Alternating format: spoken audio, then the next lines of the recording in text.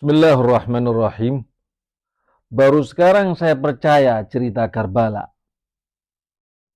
Inti pertempuran atau perang Karbala adalah menegakkan keadilan dan menolak kezaliman. Nilai-nilai keadilan ini yang harus kita tanamkan kepada diri kita dan anak-anak kita. Menjadi muslim bukan hanya sholat, puasa, haji, atau ritual ibadah. Jika Anda tidak bisa menegakkan keadilan di dalam kehidupan Anda. Sebelum perang dan pembantaian di Gaza dan Lebanon, sulit untuk saya mencerna dan mempercayai apa yang terjadi di Karbala. Bagaimana semua muslimin meninggalkan dan menonton pemimpin pemuda surga, cucu Nabi, Imam Hussein alaihi salam dan keluarganya dibantai secara total di padang pasir. Lalu digiring untuk dipermalukan.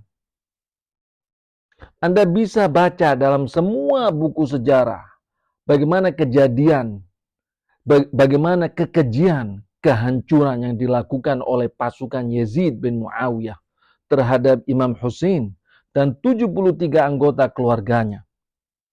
Sebelum perang Gaza, saya mendapatkan kesulitan untuk percaya bagaimana semua muslimin, tentu ada segelintir saja yang membantu, meninggalkan untuk membela keadilan dan menonton Imam Hussein dan keluarganya dibantai secara sadis.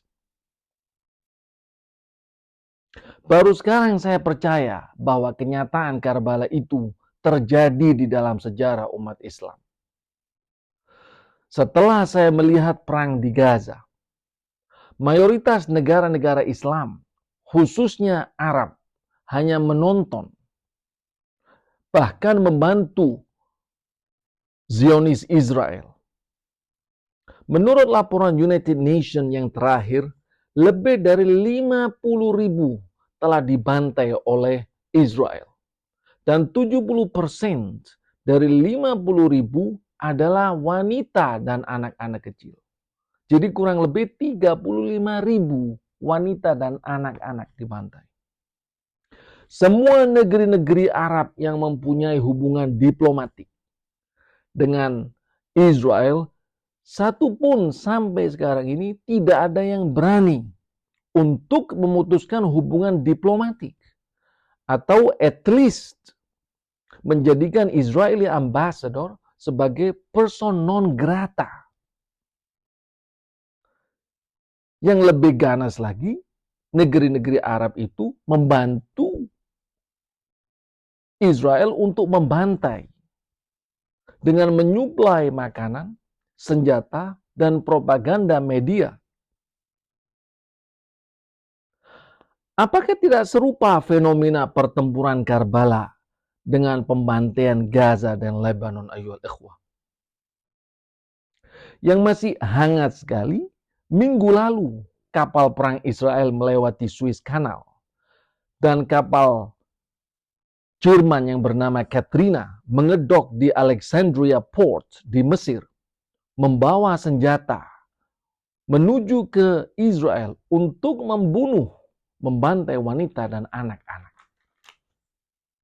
Mesir mengatakan, kita tidak bisa menghalangi atau menyetop kapal tersebut karena itu peraturan internasional.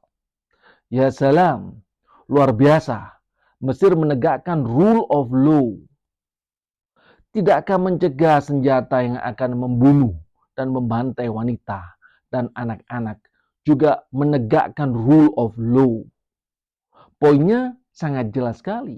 Mereka komplisit dalam genocide di Gaza.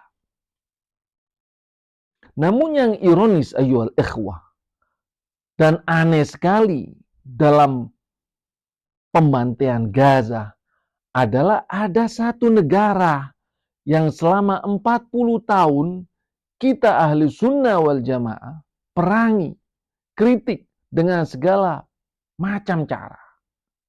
Tahukah Anda, negara-negara Teluk telah menghabiskan miliaran dolar untuk memerangi aliran Syiah, untuk memerangi negeri Persia. Tanpa berlebihan, saya katakan, ini negeri yang luar biasa.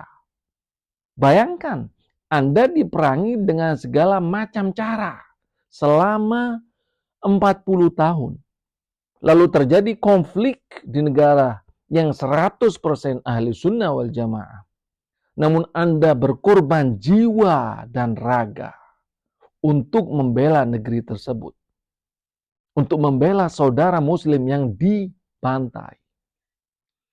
The big question here is, pertanyaannya adalah kenapa kok mereka berani dan bersikeras untuk membela Gaza yang berlumuran darah dan mati kelaparan dan kehausan? Jawabannya adalah karena doktrin mereka berbeda dengan kita, ayyuhal ikhwah. Doktrin mereka adalah doktrin Karbala yang membedakan antara hak dan batil, keadilan dan kezaliman. Mereka jadikan doktrin Karbala sebagai kompas dan barometer negara mereka. Dan telah tiba waktunya kita menjadikan Karbala sebagai kompas dan pandu dalam semua aspek kehidupan kita, baik pribadi, sosial, ekonomi, dan politik.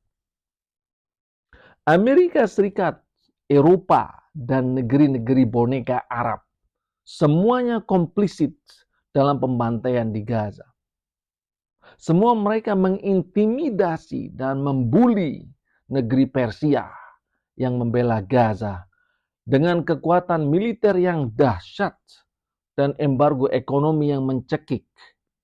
Namun, yang satu ini tetap bersikeras membela Gaza sampai terakhir. Fenomena Gaza dan keberanian satu negara ini untuk menghadapi dan berkonfrontasi dengan momok superpower cocok dan tepat sekali dengan perang pada zaman Nabi.